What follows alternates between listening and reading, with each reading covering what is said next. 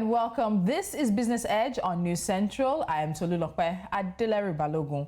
Today, our focus is on Nigeria, Africa's largest economy. Nigeria is on her knees economically due to the effects of the coronavirus and more. Our headline story: Nigeria's recession and road to recovery. Welcome to Business Edge.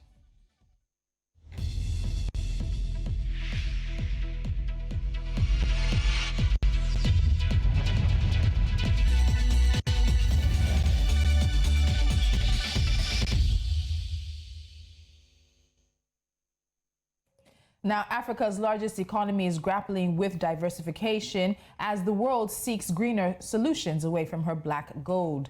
The COVID-19 lockdown has also diluted the value of crude as the reduction in earnings from the sale of crude oil leads Nigeria into another recession. The real gross domestic product GDP contracted for the second time by 3.6% in Q3 2020. This implies that on a year-on-year basis, real GDP declined by 1 trillion naira and 657 billion naira in Q2 and Q3 2020, respectively. The share of Nigeria's real GDP loss in the period is larger than the economies of Sierra Leone, Liberia, Gambia, Lesotho, and others. The contraction shows that Nigeria is in her second economic recession in less than a decade, just like many countries. In Q3 2020, with the exception of China, other economies have recorded consecutive economic contractions as the global economy is expected to decline by 4.4% in 2020, according to the IMF. According to data in the third quarter of 2020, oil prices were less volatile compared to the previous quarter due to positive sentiments, largely hinged on the expectation of further OPEC cuts, the ease of restrictions to the movement of people and goods, and the proposed economic stimulus packages in advanced economies. Now, talking about OPEC, OPEC reduced its production by 7% from 20 million barrels per day in Q2 2020 to 24 million barrels per day in Q3 2020. Non-OPEC members increased production by 0.9% to 67 million barrels per day. This shows that the position of non-OPEC members does impact the outlook of oil prices. Going further, OPEC foresees a 10% decline in production to 90 million barrels per day in 2020 from nearly 100 million barrels per day in 2019. This as non-OPEC players are predicted to keep supply elevated for the rest of the year. Now joining me to discuss Nigeria's economic fortunes is Nevin. Andrew is a partner and chief economist for West Africa's financial services leader, PricewaterhouseCoopers. Andrew, thank you so much for joining me. I'm delighted to be here. It's a great pleasure. All right. So PwC recently released a report, the Nigerian Economic Alert. And in that report, you stated that the twin shocks precipitated Nigeria's recession. And we know one of the shocks happens to be the coronavirus pandemic. But what is the other shock that PwC is referencing in terms of how Nigeria ended up in recession?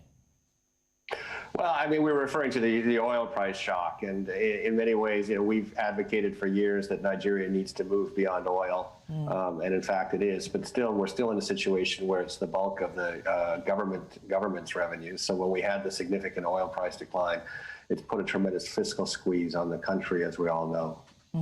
So as we talk about, and many of us have seen, no one could have predicted the emergence of the coronavirus, but other things were already in play when it comes to Nigeria ending up in a recession. Do you think that there's anything possible that Nigeria's government could have done to avoid another recession? It could be, of course, we say the second in a decade, but let's be honest, it's actually the second in just 5 years. We're not even talking about a decade as it is. Well, I think as we enter 2020, no one could have predicted COVID-19. They say that in a sense. On the other hand, you can predict these kinds of issues happening, but Nigeria was not prepared for it. I mean, we advocated over the years in a number of ways of thinking about the economy and policies that would have got us better prepared.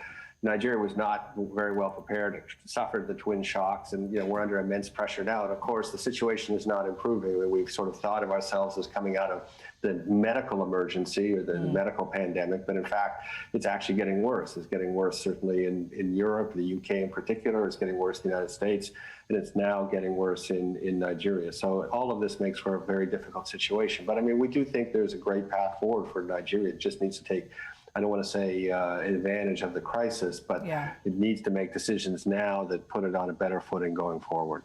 Okay, so I want a bit more specificity in terms of what we've looked at. When it comes to business and finances, we're talking about a lot of numbers. And as you said, entering 2020, there are a number of things people have been pointing out. We have a very bloated structure when it comes to how we spend money in Nigeria. We have the recurrent expenditure that happens year on year. Every single time the budget is coming about, so there's a conversation as to how much Nigeria is putting into recurrent expenditure, how much profit the country is actually making. We're also looking at the fact that Nigeria is very import dependent. This is also a year in which we had the administration of Muhammadu Buhari also closing the borders. So a bit more in terms of what you think may have really led us into the recession. Okay, so I mean, I think the way we look at the economy to begin with is that even though we're not big fans of GDP as a number, we still need headline GDP growth where Nigeria is, and we need a number that, I mean, sometimes people, whether 2 is good, 2.5 is good, 1.8 is, et cetera. That's not the scale we're talking about. Nigeria needs 6, 8, 10%, in excess of 10% GDP growth per year to make any difference. And of course, the governor of the central bank came out last year and made it very clear to relieve poverty and reduce unemployment, we needed something in excess of 10%. We've said for years at least 6 to 8%. Anything less than that is in fact an economic failure. And of course, many countries have done it, including the scale, countries on the scale of China and India, and there's no reason, given Nigeria's assets, that it cannot do. So that's the first thing, is we cannot be debating around 2, 3, 4%. That's not going to solve our problem. And for example, if you look at the fiscal issues are easily solvable if we have bigger growth. What's happening right now, of course, is that we're only having 2% growth, or now a recession. The government's trying to extract more tax revenue out of a situation where people's incomes per capita are going down, and that's very difficult. So the only way out is bigger headline growth. Now, what are some of the components of that? So, 3 big things that we've said in the last few years. Let me start out by talking about Nigeria's biggest asset. And we are past oil. The oil companies themselves, Big Oil, have come out and said 2019 is peak oil, and because of what's happening with COVID, we have multiple countries that are not going to use internal combustion engines in 2030 or 2040. Oil is over, and oil was never really that big. It never supported Nigeria. It supported the Nigerian government, but there's 2 million barrels produced a day. There's 200 million Nigerians. It works out to about 4 barrels per person. Half of that goes to the IOC, lifting costs, et cetera.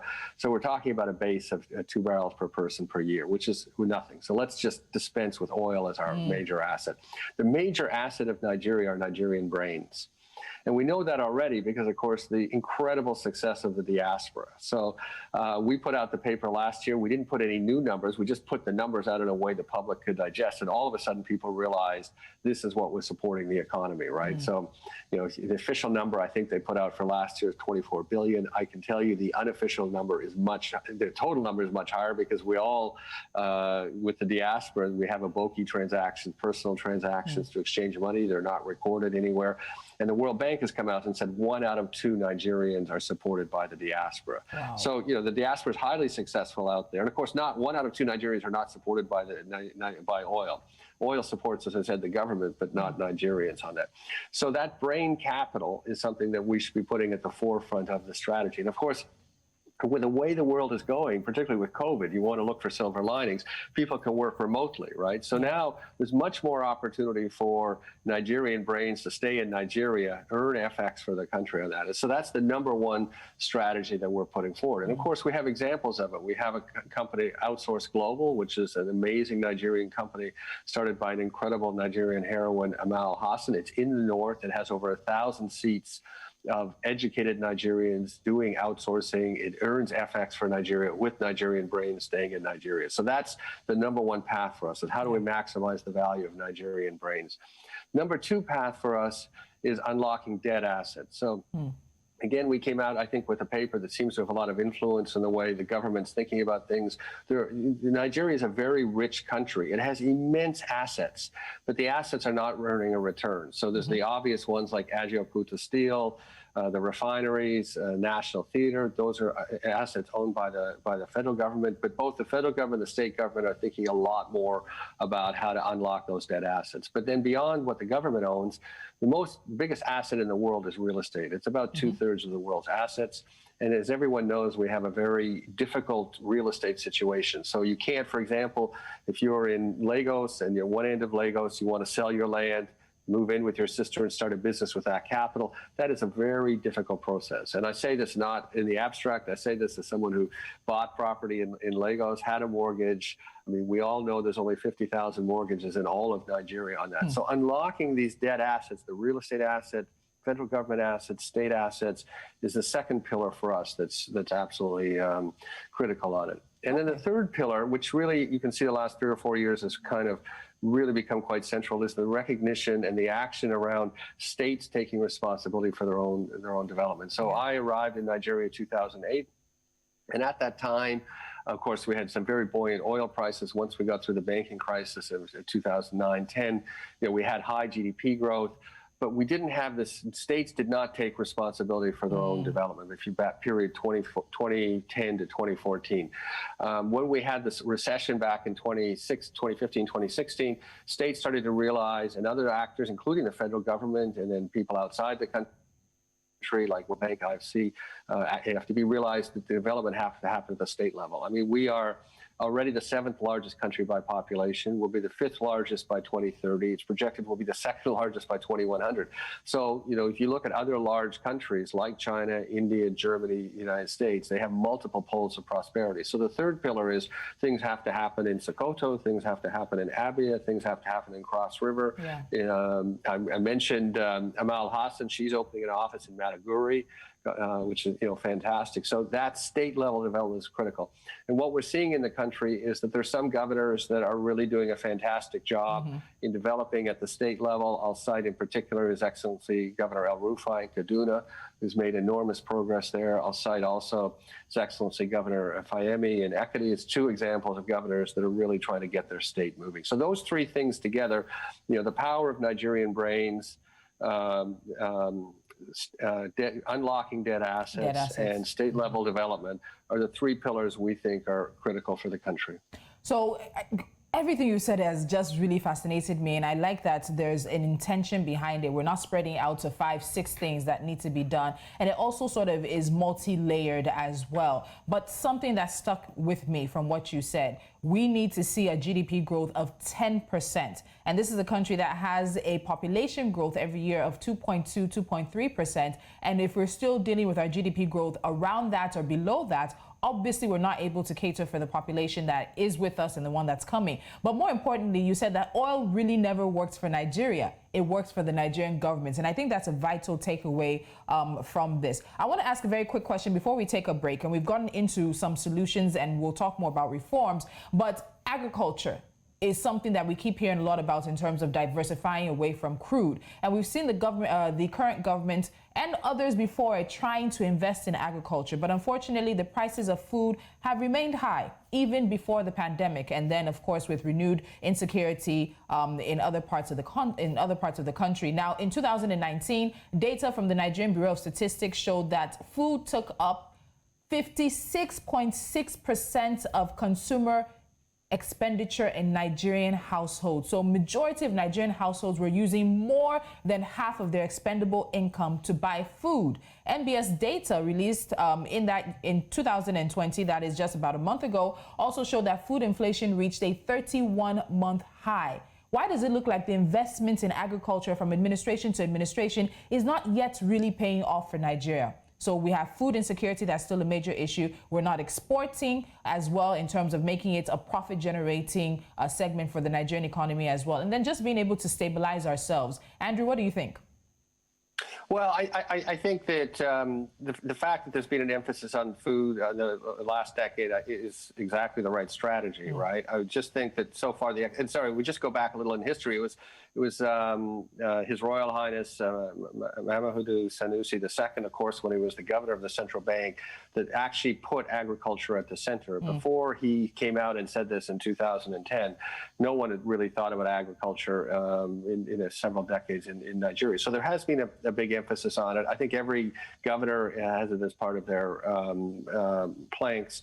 And I think there's been a lot of progress, but I mean, the general business environment is still difficult. The physical, I mean, it requires quite a complex physical infrastructure, right? Because, you know, what's happening in Nigeria is we're growing a lot of food, but a lot of food is perishing before it gets to the table, which is it's tragic. In a country with food insecurity, we have that. So I think that there needs to be, you know, even more emphasis on these, you know, what people call kind of the agricultural supply chain. So the storage in particular, and then the processing.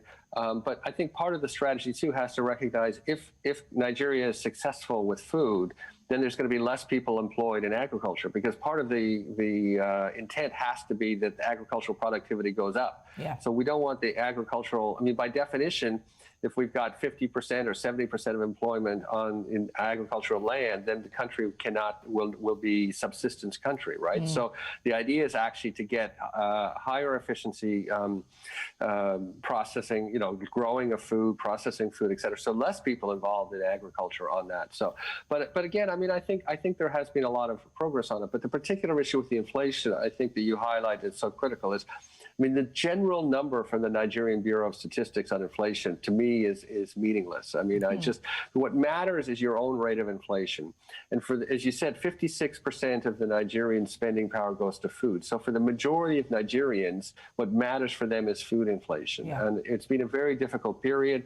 I mean, it's hard to disaggregate the border closures with other issues. Of course, we've also got climate change, which makes creates flooding in many areas, and then drought in many areas, which really disrupts the food supply chain. So, you know, we need to stay focused on it. I think we are making progress. And again, I think there are groups and states, Edo State, I'll cite, for example, really focusing on creating kind of those supply chain linkages.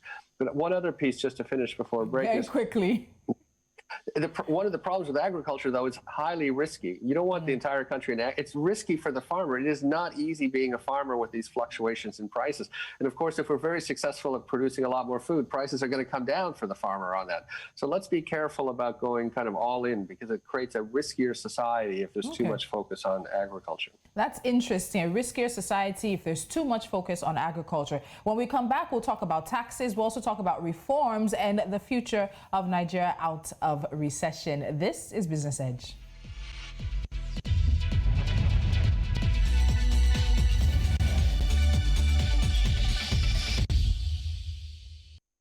This is Business Edge. I still have Andrew Nevin, partner and chief economist for PricewaterhouseCoopers, with me on the show.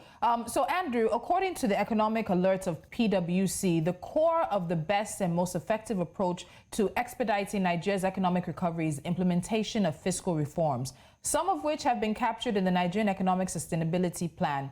In addition, we also have the Finance Bill 2020, which seeks to stimulate economic growth and drive sustainable development. And quickly running through these, some of the key considerations of the bill include a 50% reduction in minimum tax rates from 0.5% to 0.25% of a gross turnover for financial years ending between January 1st, 2020 and December 31st, 2020. We're also looking at a reduction to the rate of import duties on motor vehicles and tractors. We're also looking at an exemption from tertiary education tax for small companies with a turnover of less than I think 25 million naira, among others. So we're looking at so many ways that government is trying. We also see government focusing on taxation, and you mentioned taxation earlier. So let me get to my next question. Taxation in Nigeria seems to be aimed at the middle class, and maybe it's just a perception, but it seems for many that the rich get away with paying little, the unbanked are not captured, and then the middle class carries the burden of taxes in Nigeria.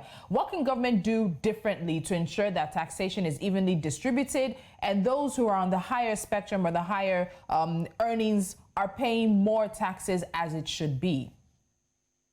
Well, I think to begin with, first, we are very positive on many of the things that the Minister of Finance and Planning is doing, the Honorable Minister. I mean, she has done a very good job with the Finance Bill in 2019. And one of the things she said at the time was if you may recall, when the finance bill came in 2019, I think it had been 20 or 25 years since the previous one. And she said, look, we're going to do this every year. So this bill is not perfect. We're just going to get it, better. We're just going to make incremental improvements every year. And I think she's shown that in 2020. A lot of the things that you described in the opening are very helpful. In particular, reducing taxes on companies or eliminating below 25 million naira, because part of what you want to do is bring more companies into the formal system, not yet paying taxes, but at least the data is captured and hopefully they grow and pay more taxes. But if we take a step back for a minute, the fundamental issue is, if we go back a decade or 5 years in Nigeria, the social contract was pretty simple. Was the government was financed by the oil revenue, and they didn't demand taxes, and simultaneously they didn't give services. So that was the social contract for those who studied political philosophy. So people then supplied their own education, healthcare, infrastructure, security, power, for example. So now what's happened is the government, or the social contract that we had before, which was probably not ideal, but it functioned in some sense. Now with the oil price collapse, that social contract doesn't work anymore. So it doesn't work for the government because the government doesn't have sufficient revenue to do what it's traditionally done, and now it's sort of trying to change the social contract and demand to extract more revenue from the population. Of course, we all understand we have 6 or 7% tax to GDP, perhaps the lowest in the world, and it has to change. The problem is we're trying to change that social contract, and we're not getting richer, as we said, in a GDP sense. So you're trying to extract more tax when people are getting poor, and simultaneously not necessarily delivering those 5 services or other services that I mentioned. So we're in a very difficult fiscal situation. I think from our viewpoint, the Minister of Finance has done the right things, but there needs to be some bolder kind of restructuring action. And I don't mean restructuring in the political sense, but people may recall there was the report in 2013 for His Excellency President Goodluck Jonathan, the Orange Shane report, and talked about streamlining the MDA. So that report was done. It sat there for, I guess, almost 7 years. Nothing was done. It's still sitting there, actually. Well, the only difference is that His Excellency President Buhari has actually assented to it. So he's agreed to do it. So it's moved one place.